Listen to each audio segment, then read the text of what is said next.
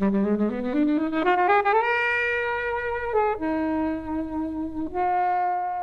got some great action sequences. Yes, it's not anything that we haven't perhaps seen before, but I think it's done really well, and I just really enjoyed the whole thing, really. There's a lot to like about it, but it's like less than the sum of its parts, I think. I thought a slightly higher level than your Mission Impossibles, your John Wicks. Higher than Mission Impossibles? Oh, yes.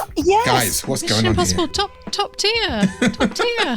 It wasn't just the action. The characters were better written. Lloyd Hansen, that character was absolutely fantastic. Watching this is like, oh, I want to watch Point Break now. Oh, I want to watch. Right, okay. Hey everyone, welcome to this episode of Flixwatcher podcast. Today I'm joined by Helen. Not that Helen, another Helen. Hello. Bill. Hello. And Helen. Hello. And we're going to be talking about The Grey Man. Thank you, as always, to the mighty people for the mighty, mighty tunes. And thanks to Ben from Rockwood Audio for his awesome editing skills. Please do remember to write a review and rate us on Apple Podcasts and anywhere you can do where you listen to the podcast, because it really does help us. And you can join in the conversation with us on Twitter At FlixWatcherPod and on Instagram at Flixwatcher. Hello, everyone. Thanks for listening today. Joining us remotely, we have Bill and Helen. If you could please say hello to our listeners and tell them a little bit more about who you are and what you do, please. So we are Bill and Helen, and we host the weekly podcast When One Thing Leads to Another, which is essentially us picking a starting point and then falling down the great internet rabbit hole and discovering interesting, hopefully, and often useless facts as we jump from subject to subject. And yeah, it's just us sort of chatting, really. So it's a podcast version of Wikipedia, essentially. Exactly. You're going down a massive wiki hole. Exactly, yes. Yeah, so we might start with one subject, and that will then inevitably lead on to something else. And by the end of the podcast, we'll be somewhere entirely different from where we started. But all of those things will be connected somehow. And what's the weirdest fact that you've come across so far? Oh, that's the weirdest fact. Well, it's not weird, but I particularly enjoyed the most recent one that I can think of that I enjoyed was that Roger Moore, former James Bond, virtually invented the Magnum ice cream, according to a family friend. What? Is that can be validated? Is that allowed? Well, apparently he did an interview. Someone once said. Yeah, where he did an interview in the 60s where he talked about he used to love eating choc ices, and he hoped that one day he'd be able to eat one on a stick. And essentially Walls got in contact and sent him one. And that's how then that was the idea for the Magnum ice cream. Now, Walls, Unilever now have said it's a great story. It's not true. But, they've sort of denied all knowledge. Why would they do that? Yeah. I mean, they should have run with it. I think I was thinking about choc ices this weekend because I bought some ice cream because it's hot. And I thought the choc ices still exist because they are Magnums or like fancy things. They've been usurped, haven't they? Yeah, they're not. Magnums are the sexy choc ice. Do we need a stick to use them? Isn't that just a bit of extra faff? I'd be happy with the Magnum without a stick, as long as it's still the wrapper. Well, I think it gets a bit going to get messy, melty and messy, doesn't it? Yeah. But as long as you've got the wrapper right at the end. When I mean, it's not very hygienic, I think, to eat ice cream with your hands, seeing as we've got sticks and cones. Oh, but I'm not saying with my hand, because you've still got the wrapping around it. I'm not saying pull it out like, the end of a banana. I mean, like the banana skin, we eat the bananas right until the end. Bananas aren't melty, though, are they? Yeah. Also, this has been my problem with bananas. I wish there was just a stick in the bottom of them, just for the end bit. Well, if you watch Arrested Development, that's a whole segment is the banana stand with the sticks in the bottom, and well, they can do a lot with bananas. Wow. Anyway, we're here today to talk about The Grey Man, which is your choice, Helen. Can you tell us, first of all, why you chose it? Then I'll get the stopwatch timer out, and you have 60 seconds or less to tell us the synopsis. So first of all, why? Okay, well, we actually watched it a couple of weeks ago, almost by accident, actually, because we'd never heard of it and knew almost nothing about it. All I knew was that it was an action film, and I'm a big action film fan. And it was a Saturday night, and Saturday night deserves something loud and actiony. So I looked at the reviews briefly. They weren't terrible. I thought, let's give it a go. And I'm glad that we did, because we enjoyed it. Fair enough. And you got 60 seconds. Timer starting now. 18 years ago, Ryan Gosling was recruited from prison by the CIA, specifically Billy Bob Thornton, and trained up to be an assassin. Jump forward to present day, and we see Gosling as the fully fledged, shadowy grey man, Sierra 6, and he's very good at his job. Unfortunately for him, he comes into the possession of some very damning evidence of his current CIA boss being a very bad guy, and so ends up with a price on his head and a target on his back. Enter Chris Evans as the brilliantly unscrupulous freelance hitman Lloyd Hansen, who's brought in to find him, retrieve the evidence and finish him off. He goes in hard, abducting the benevolent old Billy Bob Thornton and his niece with a pacemaker to use them as bait, and thus ensues an explosive, action-packed and at times pretty humorous romp through Europe as Lloyd and his team of killers draw ever closer to Sierra 6. Very good. Thank you. I was going to say, I was muted there. Here we go. The timer's gone. Oh, it's slightly over. Have you practiced that? That was no, it wasn't. Spot on. That was bang on. Oh, great, good. We definitely haven't been practicing all afternoon, have we? I had written it down because there was no way I was going to be able to remember all of that. Well, some people give one-line synopses. Some people go on forever. That's why we cut it down to 1 minute maximum. It's hard. It's hard. It is. We have to do it once every 100 episodes, and that keeps me awake at night. Where do we want to start with the Grey Man? I think one thing you said interestingly was that you didn't know it was, you didn't know it existed until it was there. So this is a Netflix original. Yeah. And I think the most interesting things for me about it beforehand, two such things were A, the cast, and B, the directors and producers in Marcus and McFeely and the Russo brothers, who were behind a lot of the last two Avengers films in particular. So it has a lot of interest in for me, but. Yeah. It's it's interesting. It's we don't really know what films are out. We don't have a telly, so we don't really know what's going on. We're slightly out of the loop in a lot of things, actually, and so we don't really watch Marvel films. We didn't really know the directors. They know Chris Evans and Ryan Gosling, so it was we were coming at it totally blind, and. Yeah, it does what it says on the tin. It's an action film, and I think it had a perfect balance of, humour and action. I can't believe that the reviews aren't very, they're not great. They're a bit lukewarm, and I can't quite get my head around that personally. Well, we might get into a bit of that in this discussion. Helen, what were your thoughts of the Grey Man? Sorry, I'll say Sadler. Helen won. So yeah, I think I remember it being announced and remember thinking this is probably the worst title for a film I've heard in a long time. It was one of those films that I would look at and go, I don't really want to watch that. I don't really like the sound of it. And Netflix are a bit notorious for not bothering to market any of their films, which just kind of like came on Netflix, even though it's like got a huge budget, big stars. It's like, oh, here it is. Oh, I might watch it, might not. Like, you're not really bothered about me watching it. It's a funny one. It's one of those films that is a lot like... That means... It's a lot like lots of other films. It's like they sat down and went, okay, this bit of Mission Impossible is really great. This fighting in John Wick's really great. Oh, the skydiving in Point Break, that's really great. Like sort of Mission Impossible-y, Bourne Identity kind of vibes. And they just kind of like put it in the film, but didn't really work out how to kind of like fit it all together. So I don't know. It's such a funny one. Like it should be, I think, like really, really good given everyone involved and the budget and, Ryan Gosling, Chris Evans, Ana de Armas, Billy Bob Thornton.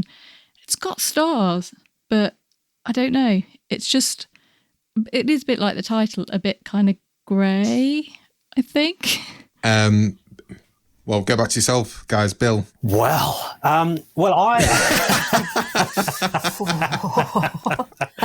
am furious. No, I'm joking. It's not Shots fired. a film. It's just No, I'm joking. Yeah. It's just a film. Well, what struck me about it was that it feels to me like it's an audacious sort of claim to take over from James Bond. We now, not giving anything away way about the James Bond, but there's a little gap perhaps in the James Bond franchise. And this felt to me like a little tongue-in-cheek, very, not even thinly disguised, just completely open to the audience saying, right, here's your next James Bond film. It's not going to be with James Bond. It's going to be an American James Bond film. And it's just, what's not to love about it, really? It's got some great action sequences. Yes, it's not anything that we haven't perhaps seen before, but I think it's done really well. And I do love the wisecracks in the dialogue, which are just nice and sparse, exactly like a Sean Connery James Bond film was. It's got action and it's got a bit of humor, and the humor isn't trying too hard. It's just, you just occasionally have a little smile at the dialogue. And so I'm not really a huge action movie fan ordinarily, am I? But No. I just thought it was a real riot, and I just really enjoyed the whole thing, really. Yeah, that's what I thought brought it up to a slightly higher level than your Mission Impossibles, your John Wicks. Higher than Mission Impossibles. Oh, yes. Guys, what's Mission going on Impossible, here? top tier, top tier.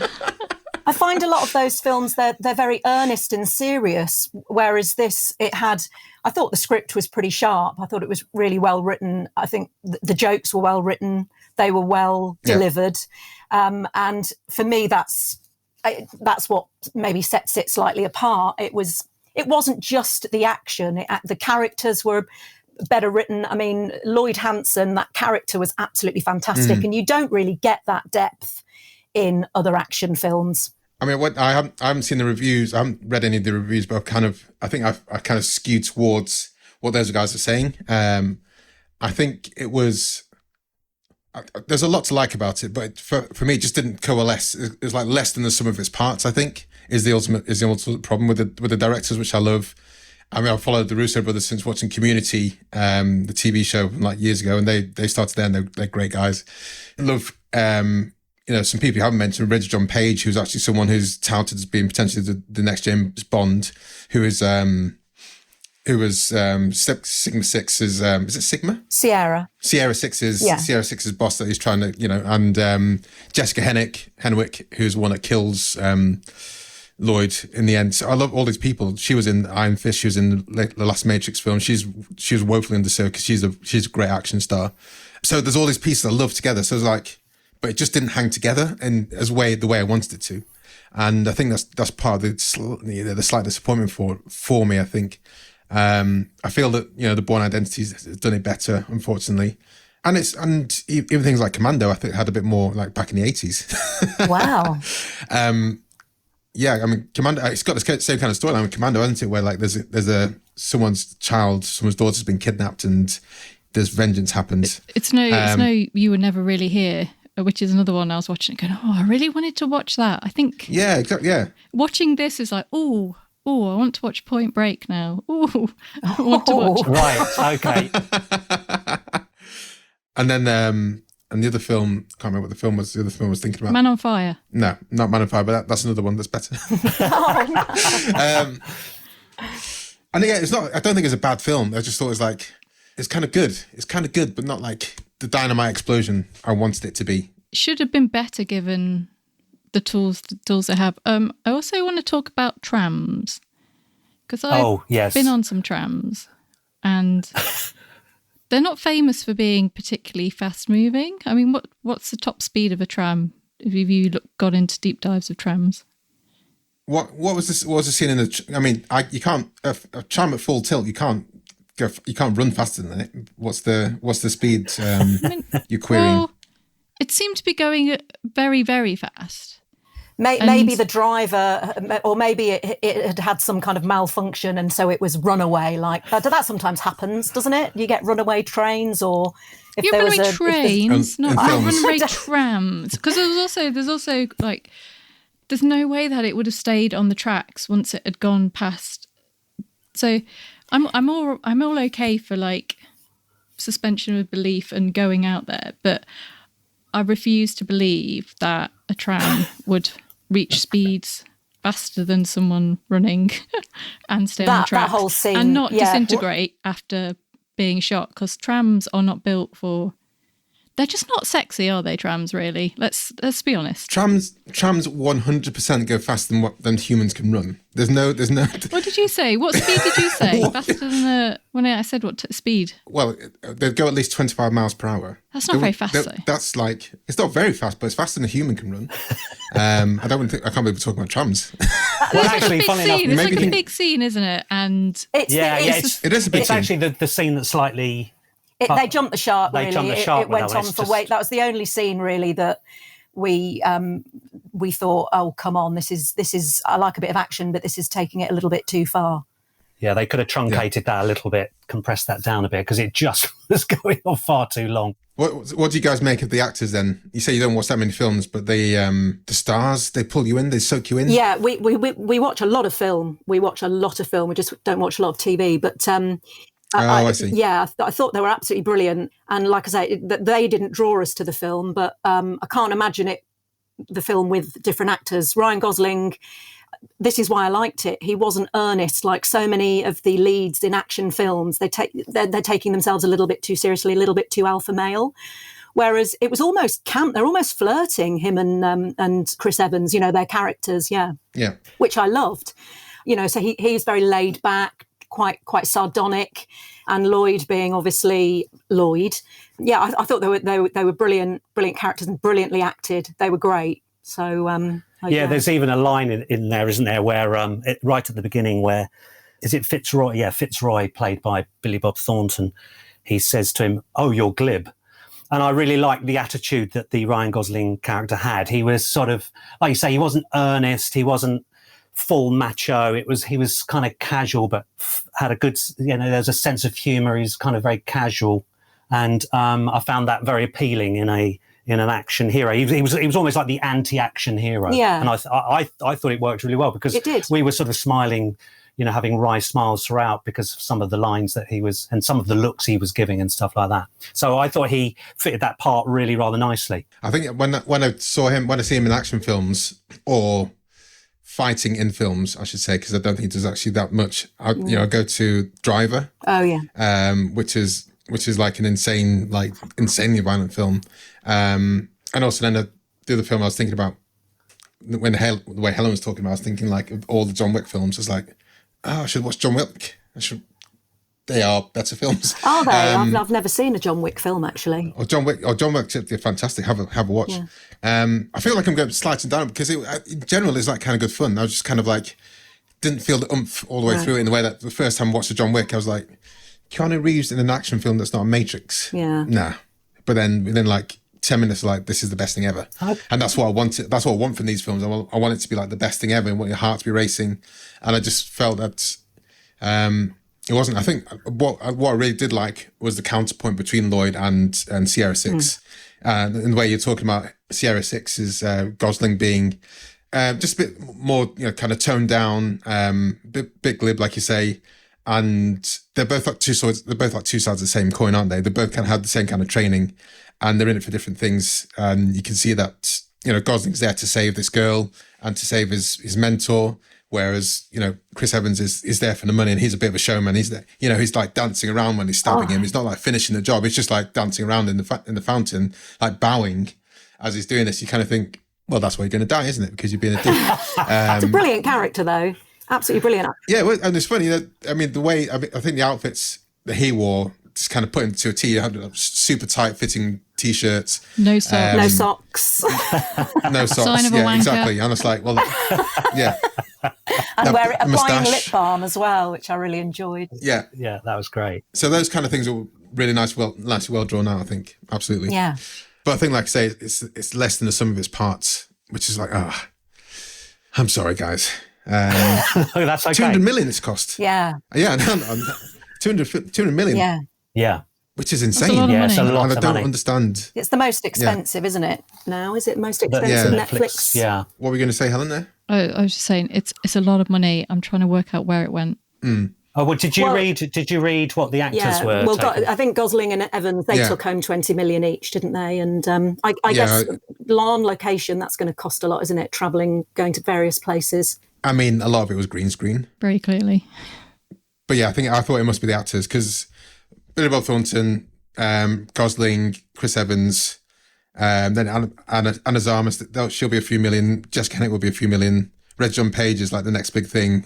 So these guys, I think, would be where a lot of the budget was. I would have thought 100 million. The directors, having directed the most expensive film ever, they would have taken a fair bit of the cut there as well. Yeah. And shipping a load of people out to Prague as well. That's going to cost a fair bit. Yeah, and I don't feel that was kind of registered on the scene. I think if it, when I saw the Raid, for example, which is made for like 100th of that, with actors you don't know, and I just thought it was amazing from start to finish.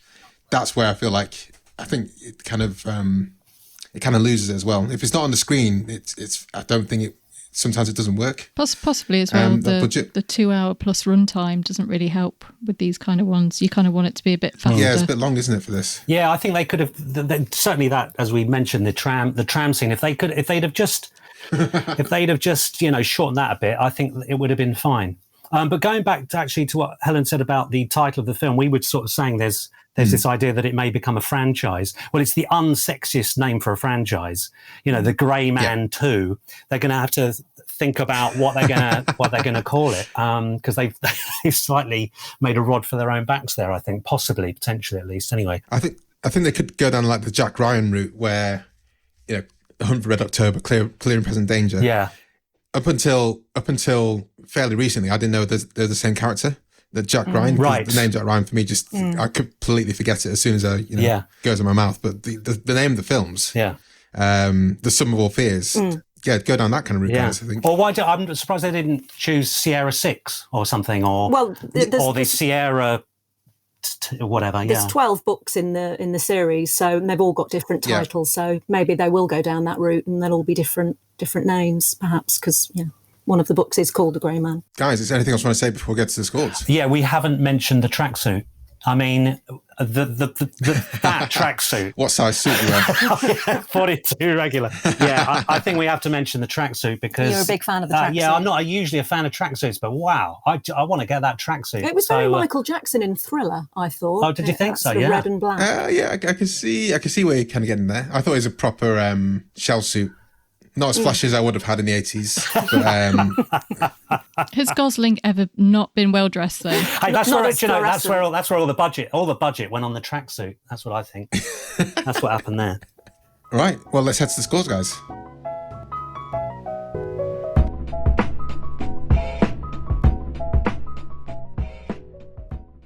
Hello, I'm Sam Pay. And I'm Martin Zoltz-Orstwick. And we are the two hosts of a podcast called Song by Song, where we listen every week to a track by the musical artist Tom Waits. You might know him for his gravelly voice, very nice, his appearance in films, but also his multi-decade spanning career involving blues, jazz, and all sorts of other kinds of experimental music. So we're basically like a book club for Tom Waits. And if that sounds like your cup of tea, you can find us at songbysongpodcast.com or wherever you get podcasts. Welcome to the Flixwatcher scores. They are always out of 5. You can have decimal places if you wish. And we will start with you, please, Helen, with your recommendability. I would give The Grey Man a 4. Fair enough. Any reason why? You want to expand on that? Or, 4 seems good for you. Yes, I would totally recommend it. I'd be happy to recommend it, certainly to people who like action films. Bill? I'm gonna go 4.5 because, it's only just over 2 hours. Guys, people are listening, there was a fist bump there with that. like at the end of the Breakfast Club. Yay, decimal places. Come on, it's only 2 hours, 10 minutes of your life.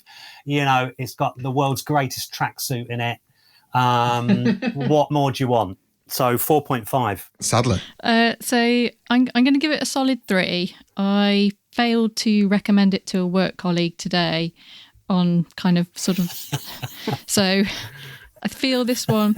What do you mean? So what do you mean you failed to? Was it just like he asked you for a film and it came to your mind and you thought, no, it's not for him? She said, talk me through that failure. What are you up to tonight? I said, I'm doing a podcast. What are the films? I told her and she said, would you recommend it? I said, do you like Ryan Gosling? She went, no. I was like, probably not going to enjoy it then. That would be my selling point. Like, Ryan, if you're a fan of Ryan Gosling and you like Chris Evans, then... I don't understand why you wouldn't be a fan of Ryan. I don't think... The follow-up was, I liked Crazy Stupid Love, but there was no additional... So, I mean, not everyone likes him. there are people out there who don't. So I feel that you have to at least like Chris Evans or Ryan Gosling to kind of get behind it. If you're curious, obviously watch it, but I think I would recommend the films that we've mentioned before I recommend this. Yeah. I mean, I like the way you phrased that. I failed to recommend. I mean, that was a real world test of the recommendability test there, so that was good. They were not interested.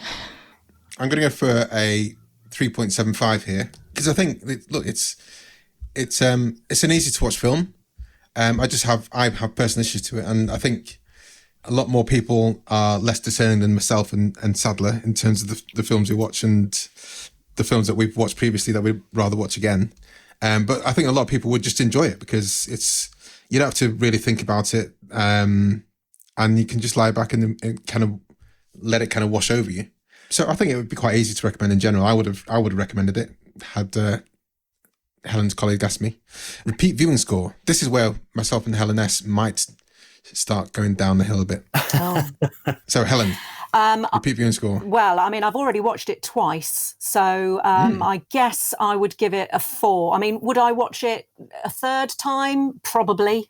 So yeah, 4. Okay. Bill. Yeah, well, actually, I very rarely watch the same film twice, right? So even the best film in the world isn't going to get a 5 from me, probably. I'm going to give it. I'll give it a 3 for repeat viewing because I think once you've seen it, we're all good. Move on. Sadler. I mean, I'm not going to rush out to see it, but don't know, maybe 2.5.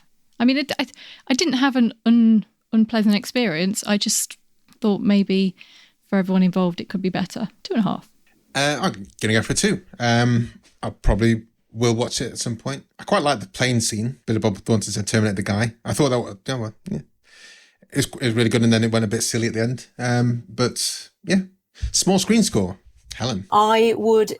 We watched it on a relatively small screen. We watched it on the laptop. So and it was fine. Obviously, it would be any action film is better on the big screen, but it was absolutely fine. So 3.5.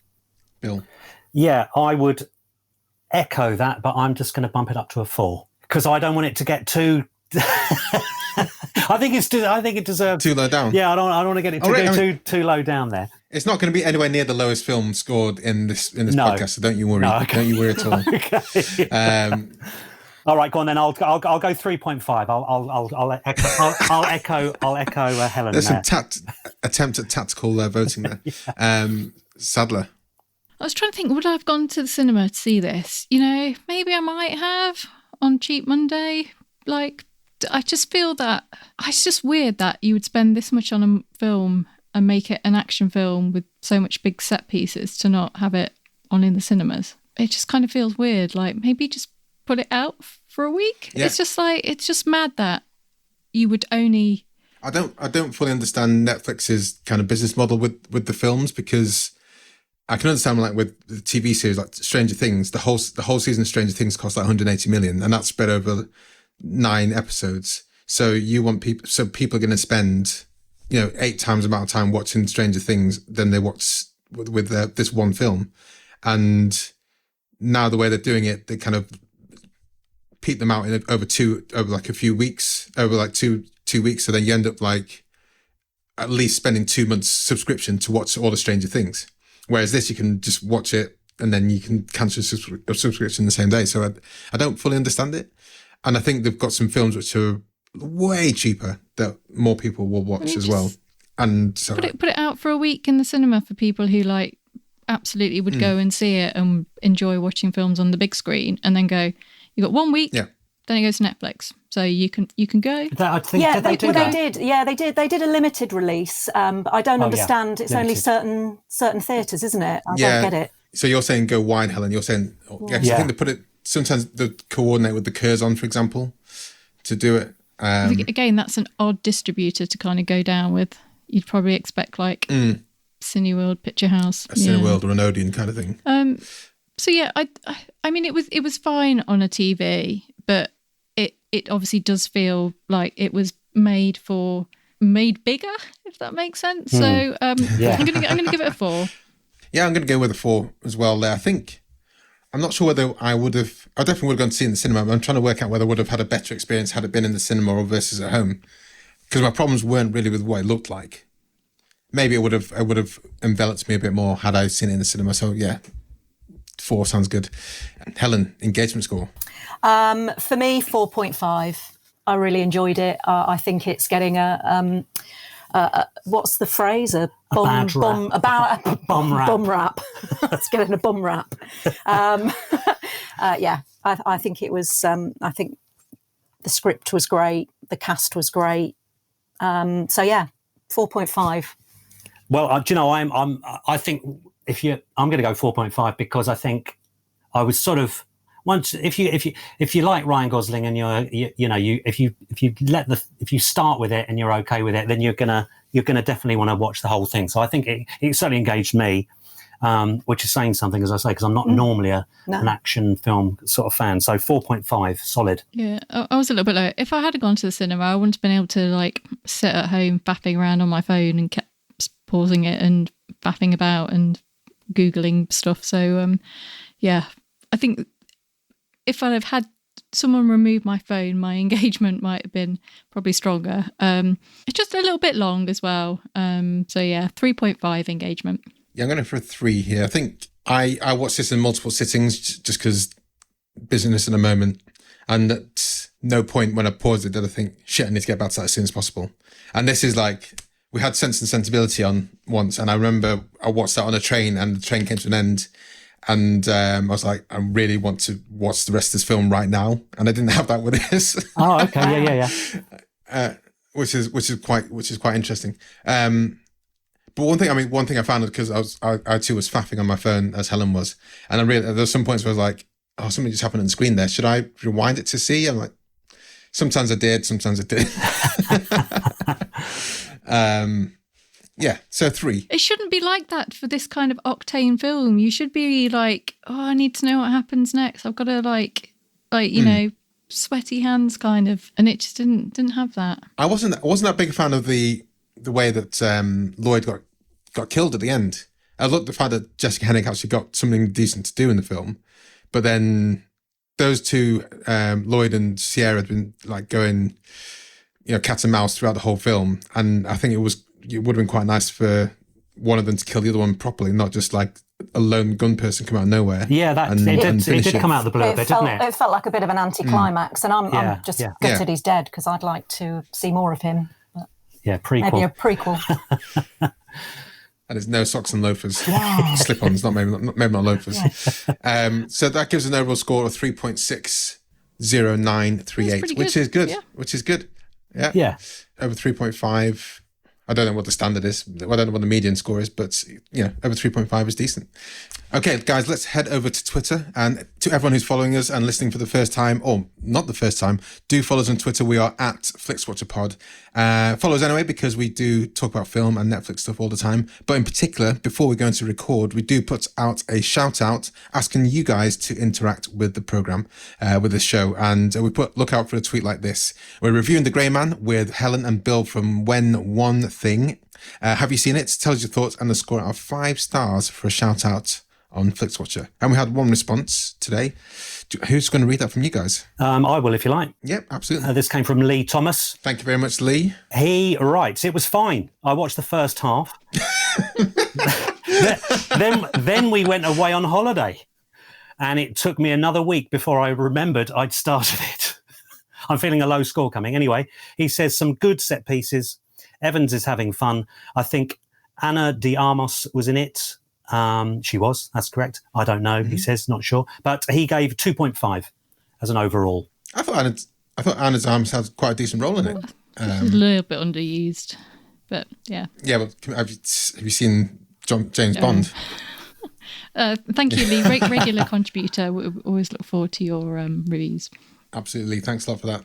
Well, thank you very much, guys. Can you tell us a bit where we can find When One Thing Leads to Another, and say goodbye to everyone who's listening? Yeah, well, you can find us When One Thing Leads to Another. Wherever you get your podcasts, Apple, Spotify, all the usual places. And we also have a website, whenonethingleadstoanother.com. And thanks very much for having us. We've really enjoyed it. And Thank you, yes. we'll speak to you soon. Cheers. Awesome. Thanks for coming on. Thanks. Bye. Bye. Bye. Enjoyed this episode of Flixwatcher podcast? Why not leave us a 5-star review on iTunes? You can also follow us at FlixWatcherPod on Twitter, and we're at FlixWatcher on Instagram. Thanks as always to the mighty people for their mighty tunes, and Ben from Rockwood Audio for his awesome editing skills. If you're looking to get your podcast edited as sweet as this, get in touch with Ben, and that's Rockwood, ROKK Wood Audio. Tell them Flixwatcher sent you.